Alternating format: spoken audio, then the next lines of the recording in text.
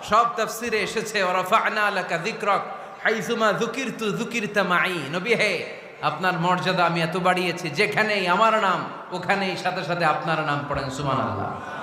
কি মজার ব্যাপার, খেয়াল করে দেখেন, যেখানেই আল্লাহর নাম, আল্লাহর নামের পরে নবীর নাম আছে না নাই? এই যে আমরা লা ইলাহা ইল্লাল্লাহ মুহাম্মাদুর রাসূলুল্লাহ বলে যে কালিমা পড়ি, কালিমার প্রথম অংশে কার নাম? আল্লাহর নাম। দ্বিতীয় অংশে কার নাম?